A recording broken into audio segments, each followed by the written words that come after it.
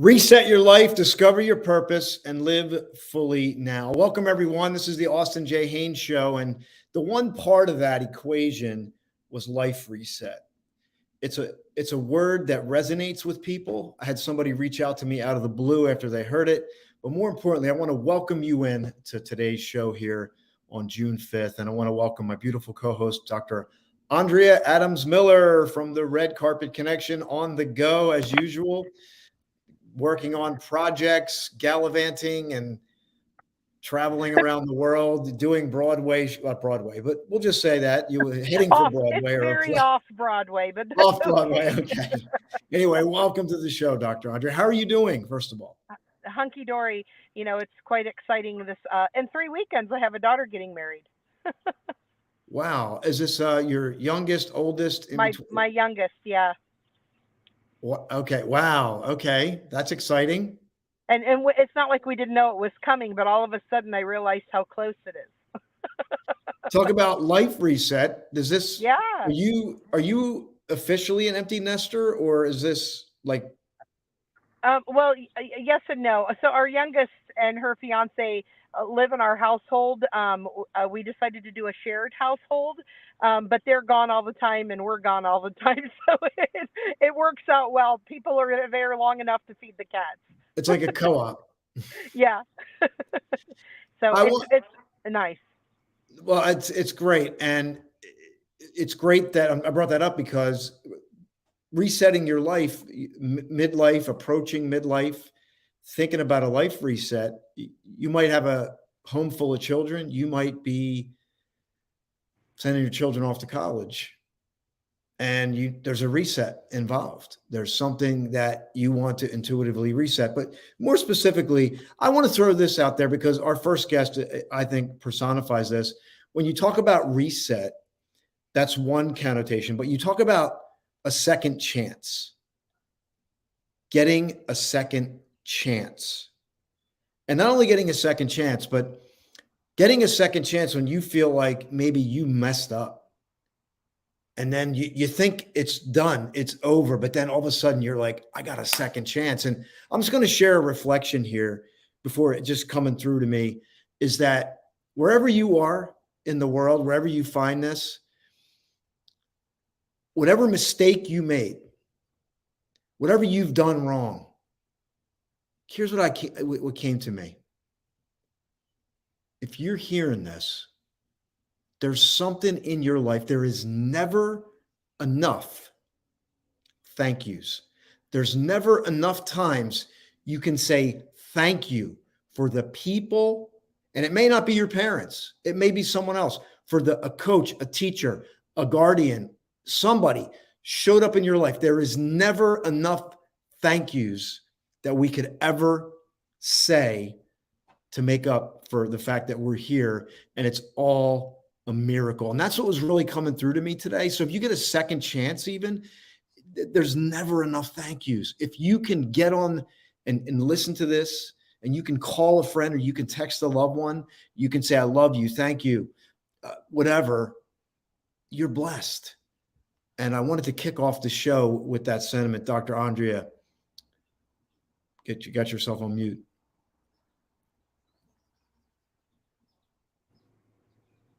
Oops. I'm hitting one button and hitting the other. Yeah, I love what you were saying about this whole idea of, life reset and where people are at, because so many people that follow you, they're resetting their lives, whether it's in their personal life or in their business. It really just seems that they're always in a flux of change. And there might be several different, and while it's kind of midlife, there's also midlife within the midlife. Yes. And it may not even be that. You may be approaching, but here's what's relevant. It's anybody that wants to reset. And I think when you say reset, I bet you and I know there's listeners, and I just want to welcome in our audience: Apple TV, Amazon Fire TV, Roku, our E360 TV partner. This will be up on Apple, all the podcast platforms tomorrow, Spotify, Apple. So we welcome you in. And, I always say when you chime in here, there's something to get for you to receive. There may be something for you to give if you're listening in live. So I want to really drive that home tonight through these stories that you're going to hear. We have Peter Burkin here in the green room. We have Tradon Rogers, or also known as Tradon Inspires, is here. And we have what's great is we have a diversity of generation gap here. There's a big generation gap. So you're going to have two distinctly different perspectives, but let's just see where this plays out. So we have a structure, but I love the spontaneity and what we can co-create as hosts, guests, and listeners. This space is a co-created space because whether you know it or not, your presence, your energy affects what we're doing. So I want to again welcome everybody in, and I want to get to our first guest right away because I had met Peter through another group. And when you meet Peter and you listen to him talk, he has this passionate intensity about him that is authentic. It comes from a deep place. He'll tell you he's a dad, a teacher, a success coach, and a consultant. And he's passionate about anti-bullying. He created 2 blueprints to help bully-proof schools and communities. But he's also wanting to set up, instead of detentions in schools, he wants to set up this thing called peace rooms. Think about that. Think about that. Peace. Some of you are like, you're not in school. You're like, I need a peace room. I bet you want to go into a room and just have some quiet and some peace. So think about what that could do for students, and it can help them. And he wants to help them enhance their self-esteem, manage anger, increase financial literacy, and much more. And Peter believes that if we have healthy schools, the planet will heal. And I must concur because think of all the problems that children have at home and in school. And if we can make this a better place, a healthy environment for children to grow, they will be better able to cope with the world. But here's what I want to share. And I'd cleared this with Peter before I bring him on. You talk about second chances. As accomplished as Peter is, he not only contemplated suicide, was on the precipice of it, and tried to do it not 5 years ago, not 10 years ago, not 2 years ago, last year, not even a year ago. So when you hear him speak, he's coming from the heart. And I know this before I bring Peter on, and I'm sure Peter will say this too. Thank God I've never been there, but I've seen people that have, and I've researched people that have, and the ones that survive say the second, not even a second after they make the attempt, they regret it. So with that, I want you to help me welcome my guest, our guest, Mr. Peter Burkin. Peter, welcome to the show. Thank you, Austin, for letting me on your great show, and Dr. Andrea as well. Thank you. And I set this up because I want people to hear that we know this story, but I want people to hear it because we think that people that have said titles seem like they have it all figured out. And I love your raw, authentic approach to you have all this knowledge that you've accrued and you're so capable, but yet you've had to overcome. And I just, are you willing to go back and revisit this? Because this is fresh. This isn't like 5-10 years ago. This is fresh for you. So I want to get your permission. Okay. Yes. Okay. Would you like me to begin? I would like you to go back and what was it in the past that we had talked about a year ago, but if you would shed some light on this, because I think some people heard the introduction, they heard the beginning, and then they heard what I said, and they're trying to wow, help me understand this. Right. After all this, I actually learned there are 6 reasons why people would commit suicide. And this just added to my list. One is there are medicines that you're on. I was on 3 different medicines treating the same diagnosis that a doctor had called me, which was bipolar with psychotic episodes. I was formally diagnosed in 89 and 91 with 2 nervous breakdowns in college with schizophrenia. I had to break that label, and my mom and I both agreed there was nothing wrong with my brain. So I had 29 years of complete healing, I believe. And that's what I believed over what the doctors label of schizophrenia. So I was a teacher for over 22 years. I coached 4 different sports for 20 seasons. And then what happened is I learned that for one day of being on the wrong 3 meds, I sat in my recliner, did not turn on the TV, and then went to bed. My soul, she goes, don't. So I got the phone with her, 4 pills. I took 30 sleeping pills and 10, You know what? I 500 want you to back up a moment because you cut out on us, and I want people to hear this. So if you could back up Okay. a few frames. Okay. So what happened was I did not want to exist sitting on a recliner and then going to bed more than one day. So as soon as I finished talking with my social worker, I went right to my bottles of pills and took 30 sleeping pills and 10 Depakote at 500 milligrams. I literally tried to kill myself. So when I went to bed, I thank God I woke up. I was wobbling to the recliner barely.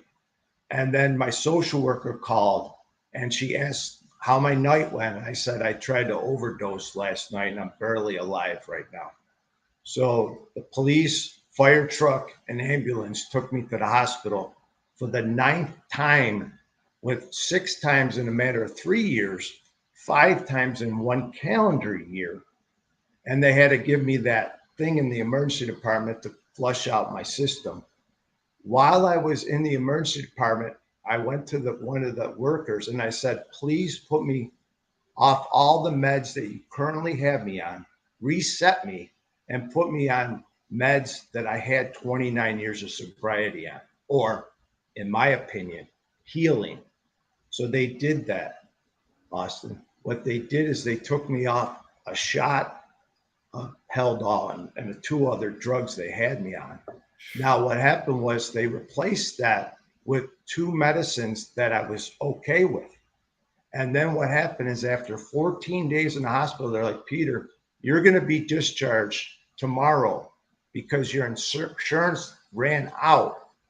So we're going to discharge you so you don't accrue debt. So after 14 days, mind you, I just got weaned off 3 major tranquilizer, basically, put on 2 medicines that I believe would work for me, and released from the hospital on the 14th day. So now, what as a part of this, what was your state like? I mean, were you just like numb? Were you like what was going on through your mind, your body, your spirit? Like what was happening? That's a great question. I was not judging it. I had radical acceptance right from the start. I did not want to live a life of not having emotions, a life of a recliner to bed situation too long. I just was like, the time is now to feel better. And was I thankful? Yes, I was thankful that I was alive. I was thankful that I could still model to my son that I could be the father that I've always been to him. To back up, my son had lost his best friend a year before, a senior in high school, to suicide. So this was pretty raw stuff now. So here's my son who got him his job, his friend his job, and worked with him and basically worked out with him at the gym. So my son had this, and then he had to deal with his dad. And I didn't tell him right away what happened to me. My son lives with his mom, thank God. So he didn't even know what I was going through. So that was a good thing. Wow. So I'm going to pause for a moment, just let Dr. Andre, I know she's observing this intently, and just want to see what you're thinking Yeah, and feeling. well, what got me is, so what you don't know is I used to have an organization called Northwest Advocates of Ohio, and what I did is I was a mental health advocate. I'm still legal guardian of my sister-in-law. She was diagnosed with schizoaffective disorder 25, 26 years ago, and she's independent and doing great now. However, what you mentioned about having this combination of different drugs, there's multiple situations where this happens, and what will occur is when people are emergency admitted because they're in emotional distress or they've tried to take their life or something else is going on.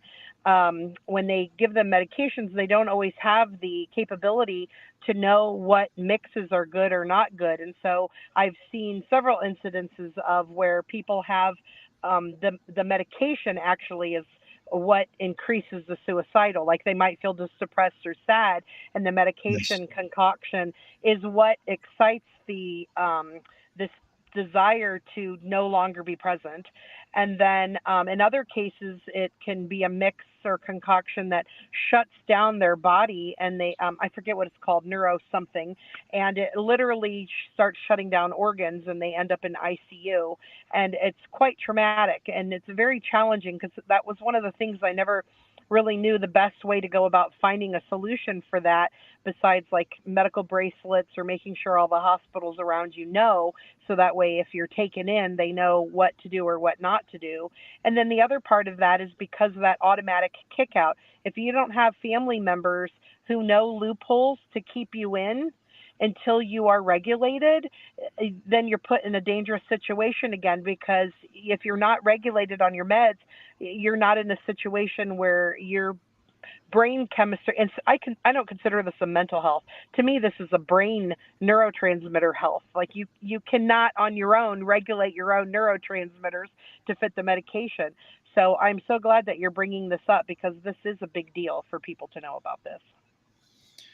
It is, and it's, and let's talk about this other side though, because, and I write about it in my book. I write about it in this book.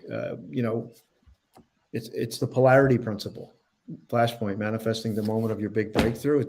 There's polarity in life, and I feel like, it's in varying degrees in the world, in nature, and in our lives. And so we're going to hit that now, because there's this incredible side of you that you able to manage this and then begin to transmute it. This is exactly what I talk about in the book. And because of all the work you've done over a lifetime, this isn't like a couple year thing. This is like you've been working on this a lifetime to prepare you to transmute whatever's happened, to now turn it into the gift that is going to bless the world. It's the lead that's turned into gold. And you have so much to give. So why don't you, would love to talk about this other side that you do as a dad, a teacher, a success coach. We talked about the passion test before we came on the air here. And really, what is it that, so let's just set this up. What is it that you want? Maybe there's one person out there that's going to get this, right? And they just clicked on it and they're going to be on here for a minute. What would you tell them? You are loved. And I would say that our values and beliefs shape who we are. We've been programmed from day one, from the last trimester to the seventh year, on our parents and anyone that raised us in the beginning. So what we have to realize is that you could, in the moment, change those beliefs with an adult brain to have them serve you rather than take your life, for instance, in my case. And there are life events that you can say, oh my goodness, I'm going through such a thing. That would be a reason that might end in suicide. I also have addiction. Addiction, if you can do it, please get off it right now. And there is help for people who are on addictions. Alone, you're not alone. There are people that love you and are going to miss you to the hills if you ever leave this planet. the wrong medication, as we discussed, gender identity. Love yourself no matter what you identify with or what people identify you with. The good opinion of other people, as Peter Sage, I know we're very powerful, feeling, sentient beings. Try not to get caught up in what people are thinking and saying about you as much as going inward. Know you are enough. You're more than enough. You are worthy for this miracle that you're, this body that is the temple that you're trying to find the purpose of your life. There is a purpose in the moment for each and every one listening right now. Please realize that if you take the passion test, the mastery of self-love, which is also what I teach, you can tell your story on a podcast like Austin. And basically from your life experience, not only will you learn and grow to be a better version of yourself through experience, you'll be able to share and inspire people to a level that you can't even imagine right now. But have faith right now. You are loved. Reach out to Austin. Reach out to Dr. Andrea. Reach out to me anytime on Messenger. Become my friend on Facebook, Gmail, and we will literally pick your spirit up in the moment, because we will live in the present moment and now, and unwrap that gift and help you express yourself in a way that you can bring wellness to yourself and be in service to humanity based on your experience in life. That's really, wow. That's beautiful. You said so much there. So I'm going to encourage you, if you're getting this now or you're on the podcast, rewind it, scroll back, you just click the button, listen to that again. And that was just incredible. I want to go back to a couple things because I want to know, like, what was the moment that you said, like, no mas, like, no more. I'm going to turn this around, is the first part of the question. And sometimes it's a moment. Something happens. And, I'll just give this is coming to me right now. I did a whole episode on Vincent van Gogh, where, he's known for cutting his ear off, and he went to an asylum. Everybody knows that story. But the thing that's amazing about that is that he got into a fight with Paul Gauguin. And Gauguin was basically saying, stop trying to paint literal. Paint what you see in your imagination. That's what they got into a fight. And then here, there's a polarity at play. So they get into this fight and he cuts his ear off. Then he goes to this asylum. He can't see outside. But you know what he does in this raw moment? He paints Starry Night out of his imagination. And that's the one that everybody knows him for, right? So, I'm wondering, what was your moment and who was it? Was there a person that you can think of and it could have been a good interaction, it could have been a bad interaction, like in the case with Paul Gauguin and Van Gogh? So when I was in college, I was student teaching. I lost a baby, and I just finished up lacrosse in the fall. I was one of the most athletic type person that never had any anxiety, nothing wrong with him mentally up to that point. When I was put in the hospital after whatever they call a nervous breakdown, I spent 3 months and they put me on 27 pills a day in 1989. So 1,000 milligrams of Thorazine with a sleeping pill at night with other stuff. They were trying to institutionalize me the rest of my life, in my opinion. Wow. I got out. My mom and I weaned off all 27 pills. By that time, I wasn't on quite that many. My mom said, your brain is fine, Peter. You literally have a healthy brain. I believe my mom over the doctor. Now, 16 months later, I went back to school and worked and everything. I literally, in 91, 16 months later, after I got out and was healthy again, went back to college and whatnot, I was running in practice. I stopped. I went up to the coach. I said, Coach, I can't run anymore, like Forrest Gump and Tom Hanks. And I said to the coach, I can't run anymore. He was like, Burk, go up to my couch. I'll be up in a minute. It was so bad, Austin, Dr. Andre, They had to call the ambulance. I found out 6 years ago, they rushed me to the emergency department where I spent another 3 months in another mental hospital. I got released after 3 months. This time they only put me out one pill the whole time I was in there. My blood level was so out of whack. They couldn't medicate me. It was so bad. So after 3 months of being in another mental institution, the mysteries of life started to unfold. First of all, I needed structure in my day. So what happened is my sister's like, first I started day treatment program after being bored with my mom after one day. I said, Mom, I got to get into day treatment and be around people to tell my story, to build myself back up, because my former girlfriend said if I ever got sick a second time, she was going to break up with me, which she did. So I was heartbroken. So then the next thing you know, my sister approached me and said, Peter, why don't you coach football? So I started being in service to 7th and 8th grade boys in football. I started coaching football. And then the next thing you know, I said I would never read a book again. So because I was so burned out from chemistry and education, I started learning to learn and grow and reading again, books that were like success books, universal law type books, and basically books that would expand my brain and not zap the world out of me. So all these things started to come to fruition.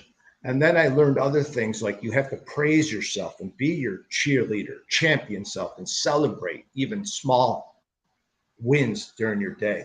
I also do gratitude and affirmations of I am, and my affirmations would just knock your socks off. But that's Well, maybe we'll get into thing. that another time. I definitely want to put. We're going to be moving into our second guest here, but I want to put the website up here, just to invite people to connect. And I just love your, again, your authenticity, your rawness to share your both sides of the story.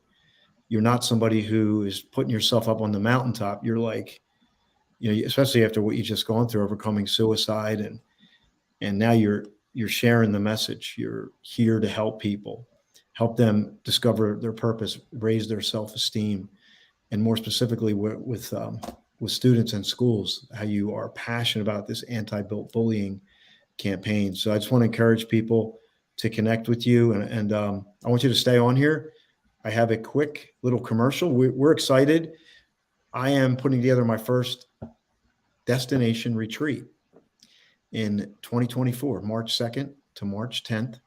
But before I do that, I just want to, Dr. Andre, is there anything you wanted to share before we transition?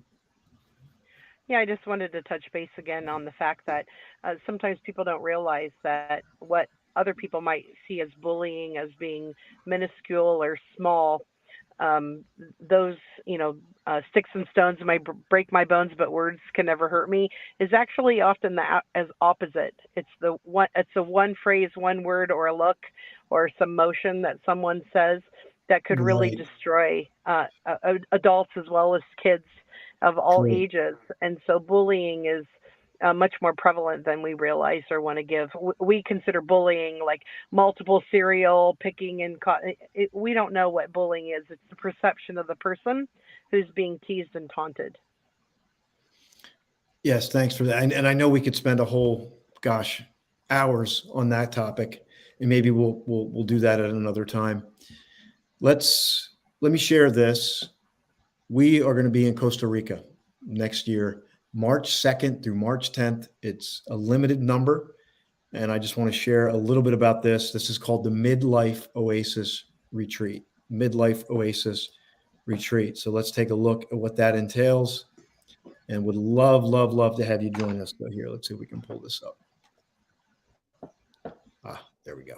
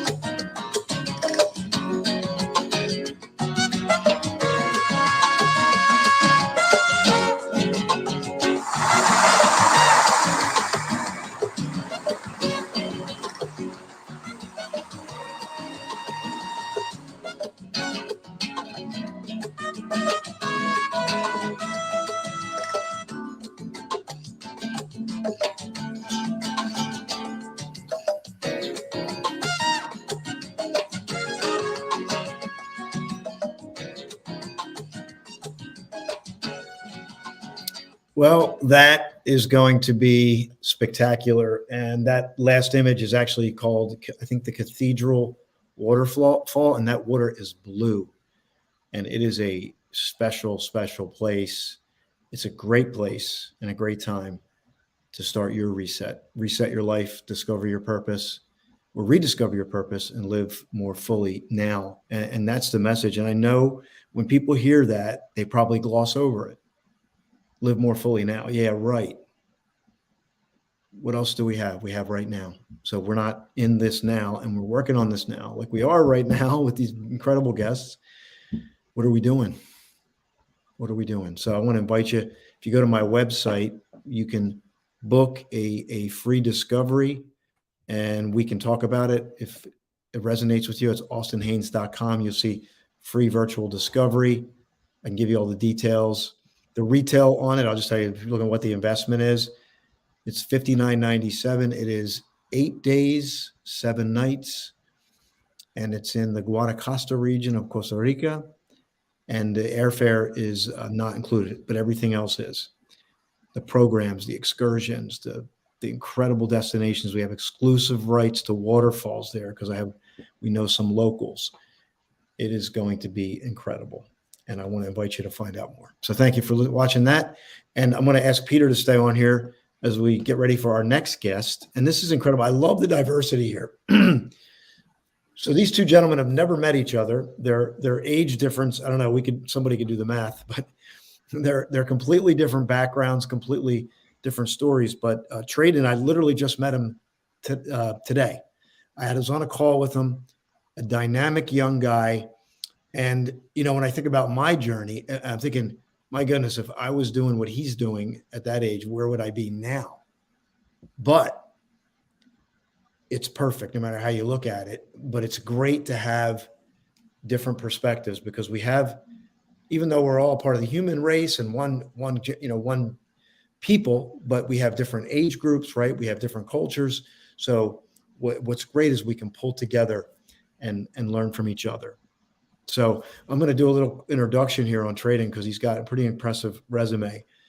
Traden Rogers, or Traden Inspires, he's a visionary soul, here to uplift others through self-expression, creativity, and intuitive healing. Very intuitive. He's an international multidisciplinary artist, a teacher, a mentor, on a mission to promote personal growth and help countless people embrace their truest selves. I endorse that stamp, truest self, a bridge between ancient wisdom and modern techniques that seeks to uncover universal truths within each individual through an intentional spiritual practice. Through various projects, he has published books, conducted mentoring sessions, created courses to help people in the journey of self-mastery, and established an ongoing campaign to travel the world and share his message of enlightened awareness with intuitive interpretations, creative visuals. He's illuminating stages and empowering lives wherever he goes. And he is, when I say the intuitive, he does things intuitively. He pulls in different things to help somebody cross the threshold, to help them to get to that enlightenment. So I'm excited. And Peter, I'm going to ask you to stay on. And the first thing is I bring Traden on. Let's give him a warm welcome here. Traden Inspire. So welcome, Traden. Hey, how you doing, Austin? How you doing, everybody? We're doing well. I'm glad to have you. Before we transition, this is what I like to do. I like to Peter to meet Traden, and I want Traden to. He was in the green room, Peter. He was listening to the interview. So this is unscripted, but I just want to ask him. What did you think and feel here when you were listening to Peter share his story? It was in perfect alignment because the place that I had just came from before I got here was a peace room. Because here in St. Louis, we have something. We have a nonprofit called Story Stitches, and we have a peace room for people to be able to go and immerse themselves, get creative, get within themselves. And that's where I was before this, was that exact room, immersing myself, meditating, getting deep into a new awareness that I had gained today from a friend and what awareness they shared to me. So from what he said about what his transformation was, his journey, it's something that a lot of people here in St. Louis go through. We've had a couple people that I know and some of my friends that have committed suicide. People who are at war with each other. This is something that happens all the time. And I always advocate, as a teacher myself, that having these peace spaces within schools would be important, because I needed that. My peace space was my mentor, my teacher at school.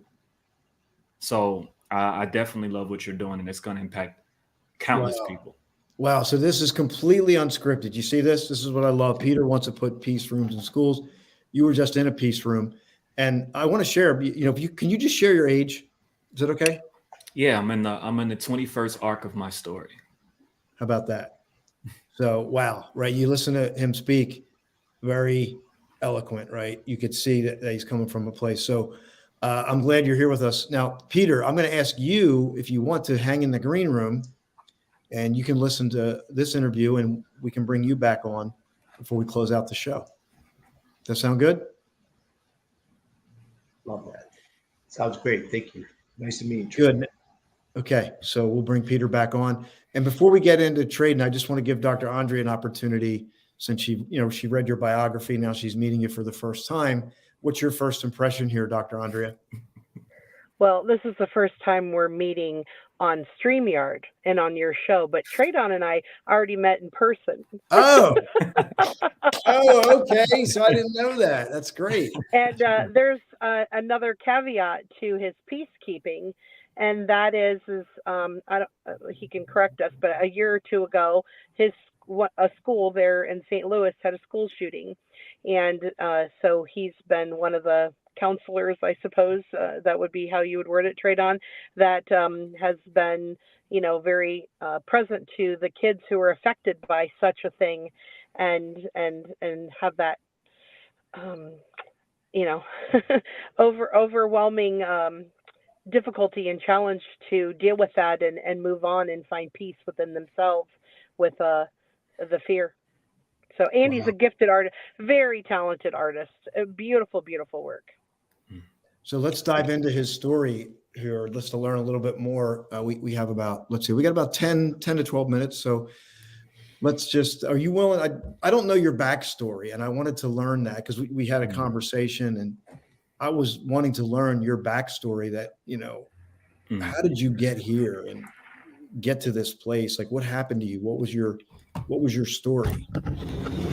So for me, ever since I was a child, I had a different way of looking at the world. I was just very observant. I saw people smoke, people drink, and I was like, I don't understand why that's happening, because then afterwards, suffering.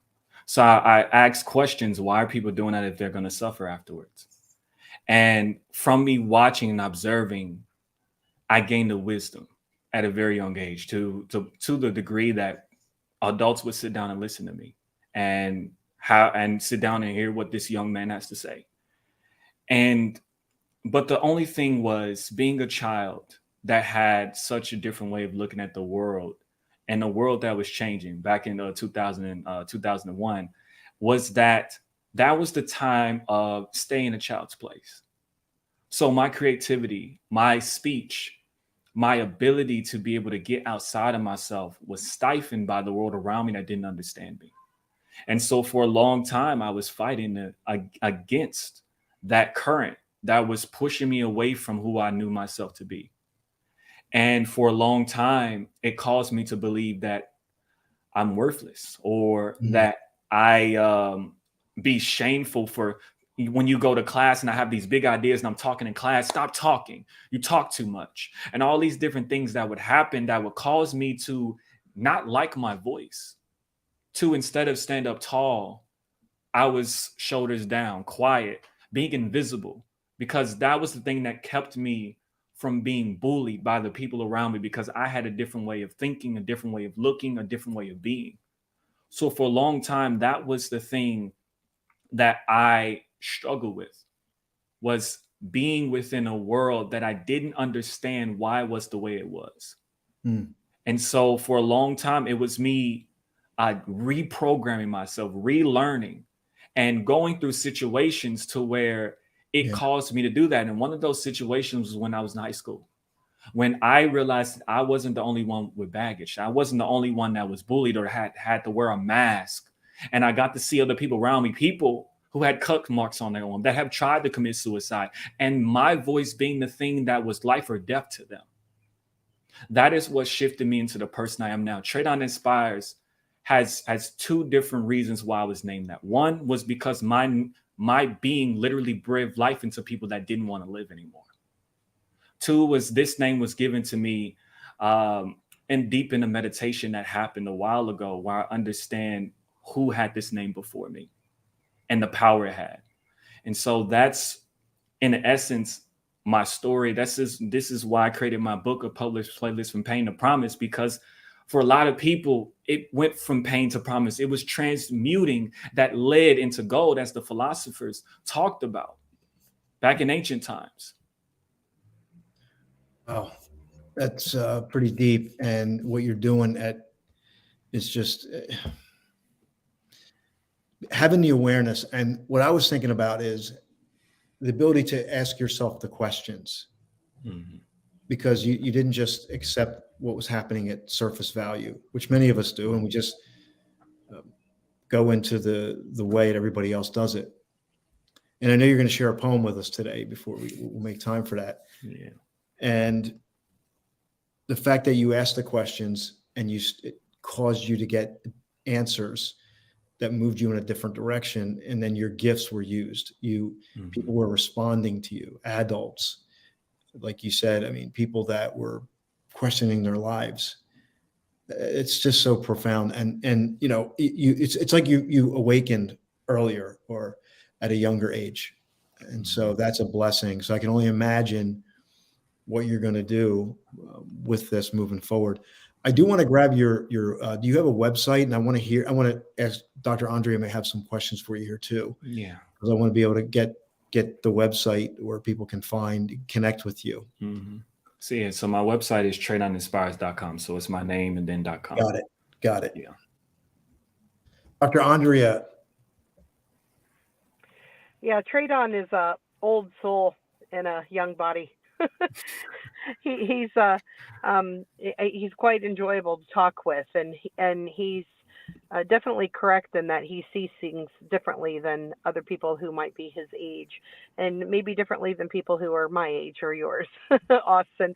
And what I've been impressed with too is his ability to see images in art as well. His creative side is a whole nother piece of him. So I'd love him to share about how he creates the illustrations and the images that he creates.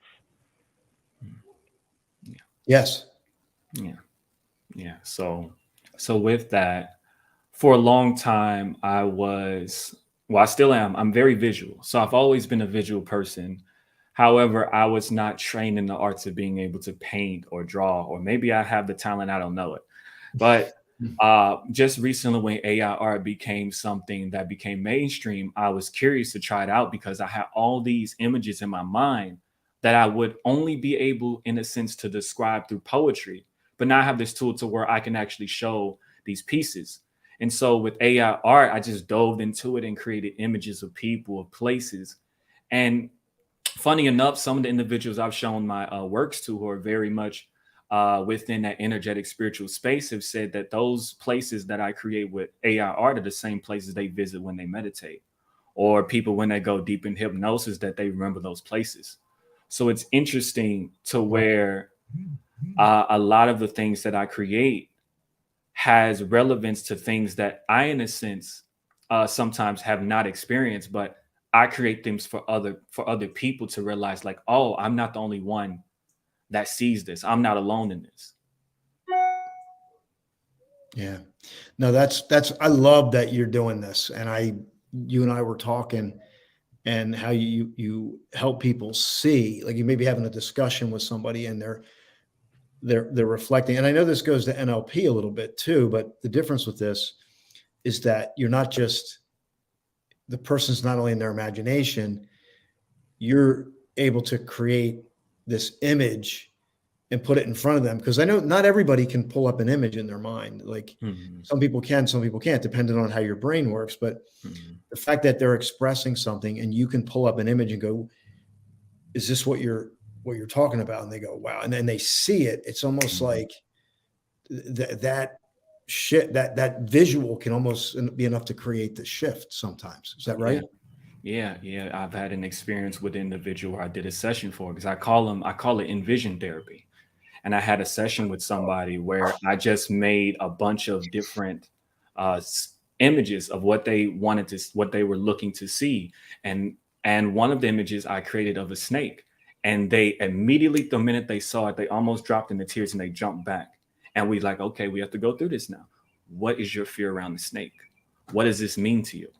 And so with that image, it brought up something from the subconscious that we were now able to see and be able to identify what is your representation of this snake, and what does it mean, and why is it causing this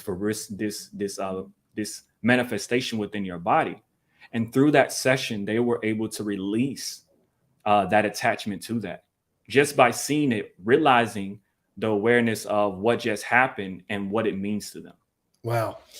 I just got to say this. Did you trade copyright that yet? I keep moving my camera, so I apologize. Did you copyright that? So most of the images that I create are not online. No, I'm talking about the name. The name. I have not copyrighted the name. We got to check that out. You got it, brother. You got to.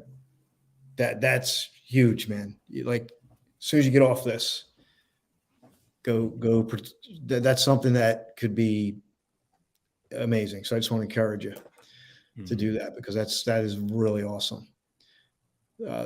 Dr. Andre, as an NLP practitioner, and I think you're on the verge of getting a license, correct? Yeah, I'm already certified. I'm a certified master, a certified trainer, and I'm in a program to be a master trainer. As a master trainer, I can train other trainers. It's a 3-year program equivalent to another PhD. So that'll be my course. But it definitely, because people with a neuro-linguistic programming, there's kinesthetic, auditory, and visual. So with the people with visions and being able to look at images, you got me thinking, Traydon. I was thinking about people and their tattoos. So a lot of times people have tattoos of things that still have a story to them. And so I was like, oh, wow, that's interesting. Now I'm going to be looking at people and their tattoos differently, because that's great if the tattoo helps them release the story. But some of them may have a tattoo that keeps them in story, in emotion. Wow. So. Wow. That, I never thought about that. Right? Because what if that tattoo, they've had it for a long time, and there's that energy to it that maybe is preventing them from growing, and they need a new image. They need Traydon to say, hey, let's get a new image, a new visual that we can create. If you can't find it, you can create it, which is great. That's the world we live in today. But I want to do this because of time. I want Traydon to share his poem, and then I want to bring Peter back on, because he's been listening, so we can get some synergy here, because they just met for the first time. I want to see what Peter, after hearing Traydon speak, what he thinks.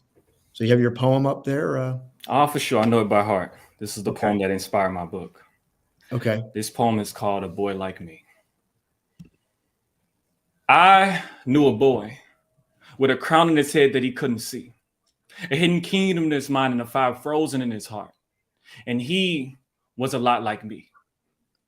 He was rejected in his own land, walking with a slow stagger sway, hunched over and pushed around, afraid from out the box in which he stayed. He was quiet when he spoke, but loud when he listened. Please listen.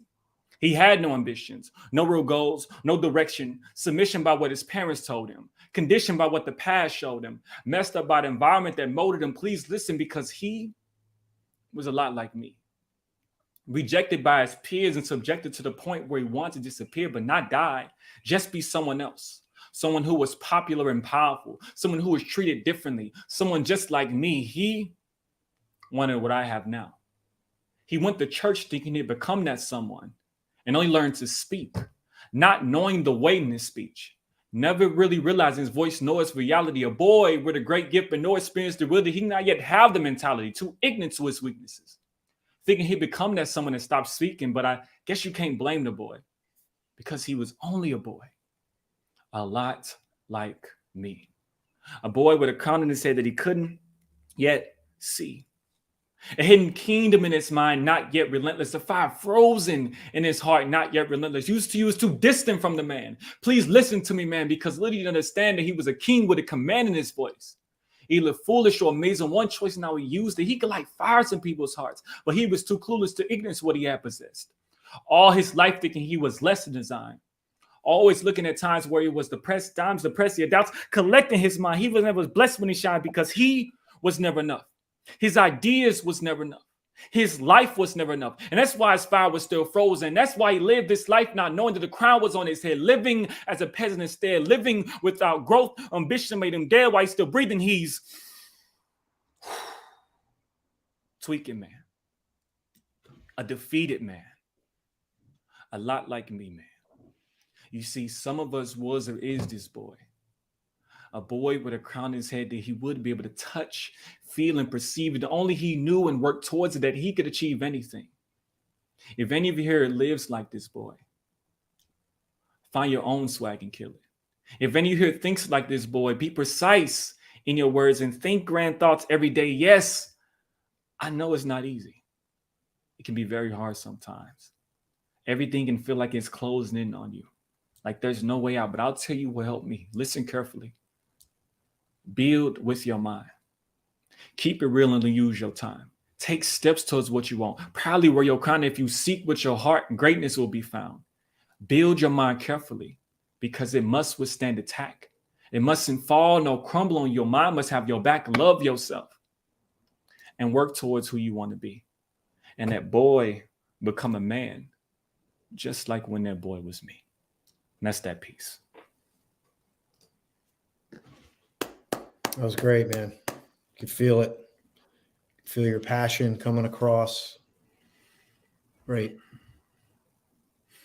You know, it reminded me of the story of the lion cub that gets lost and ends up with a flock of sheep. You ever hear the story? I've heard of something similar. Yeah. And the lion is going around and it thinks it's a sheep. So it's trying to, bad like the sheep. And one day that this male lion sees it and realizes that this baby lion is acting like a sheep and pulls him over to the pond and lets him see his reflection. And the pond reflects back to him. He says, "You're not a sheep, you're a lion." Then he realizes who he is. And then that day forever changes him, right?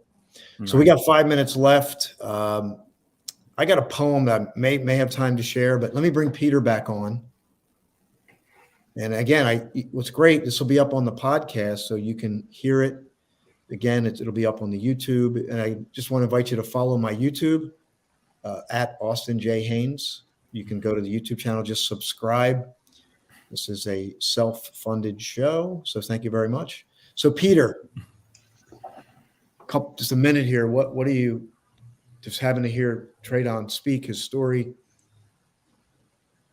Beautiful poem, Tradon. Great presentation tonight. It was great to compliment you today. I'm very happy about that. Your uniqueness was stifled.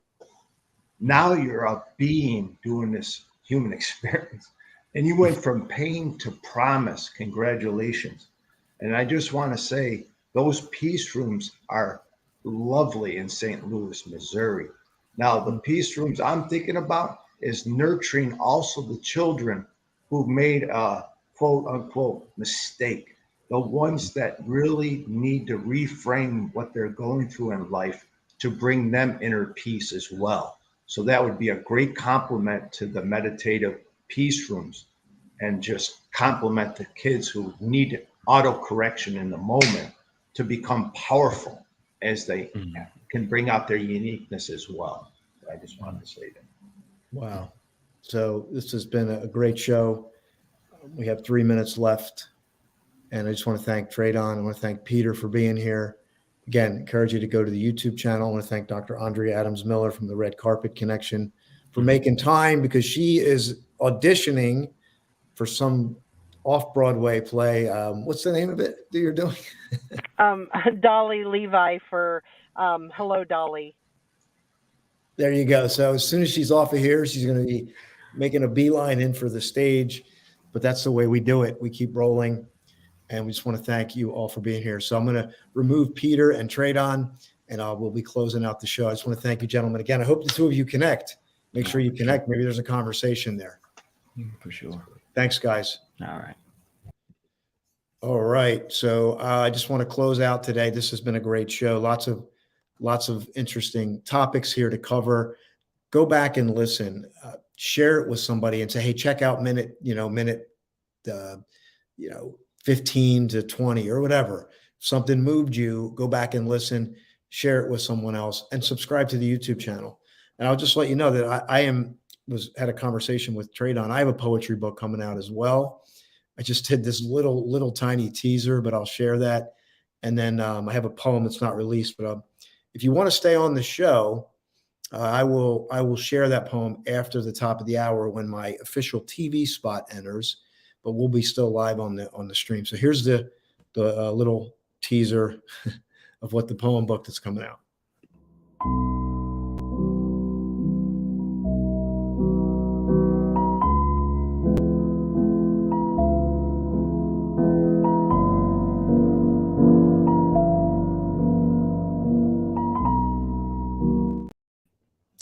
That's it. That's the little teaser so far, but I love it. And again, just want to thank you for being here. We'll close out the show here. But if you stick around, I'll share a poem that I recently wrote, and you can definitely check that out. So let me just give a shout out to our other sponsor, Mr. Marlon Mueller here.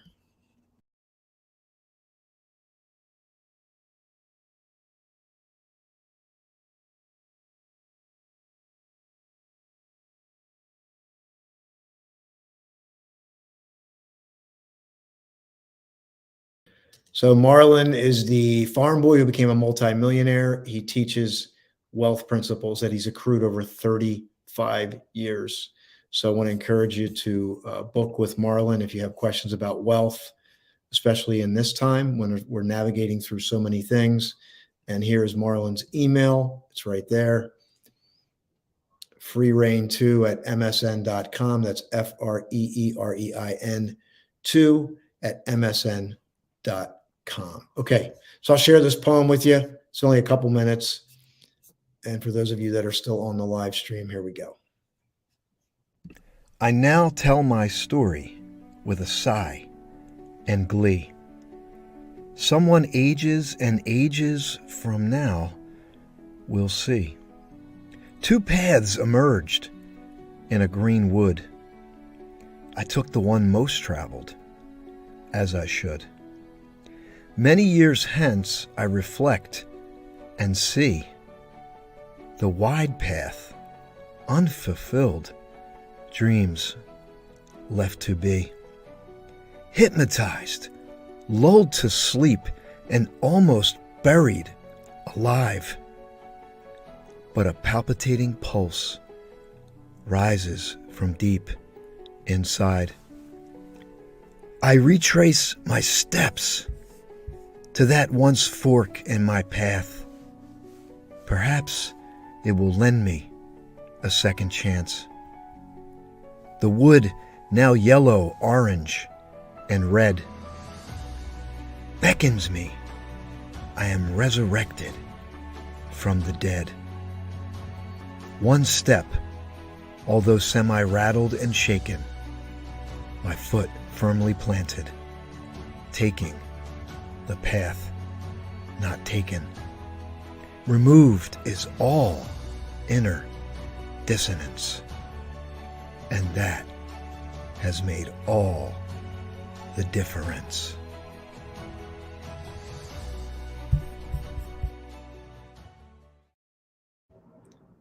So that poem's going to be in the upcoming poetry book called Seeds of Infinitude. It's Taking the Path Not Taken. It was inspired by Robert Frost's poem, The Road Less Traveled. And I just want to give a quick shout out to Savage Moon 69, who says, talking about Tradon's poem that he just shared earlier. And you know what? I'm going to bring you back on, Trey. What was the name of your poem again? I just want to, I'm going to bring you back on here for a hot minute. What was the name of your poem? It was named A Boy Like Me. The boy like me. So Yeah. Like and that's in your poetry book, right? yes, that's in my poetry book. So, and they can get that on your website? They can get it on, I have to put it on my website. They can get it on Amazon. So if they look up A Poet's Playlist. You have the book there? You hold it yes. up? Yeah, it's like this. It's called A Poet's Playlist. From And it's Haines. got your name on it, Tradon Rogers, Traydon Rogers. Okay, great. Yeah. Just wanted to make sure we got that in. I'm going to remove you. I know we'll connect again. And I want to thank you for being here tonight. This is the Austin J. Haines Show. Maybe it's time for you to push that reset button, and the best way I know is to stay engaged. Isolation is not your friend. Step out, even if it's tough, step out. And Peter, we had your website up, so I want to encourage people to go there. But thank you so much for being here, everyone. Have a great night.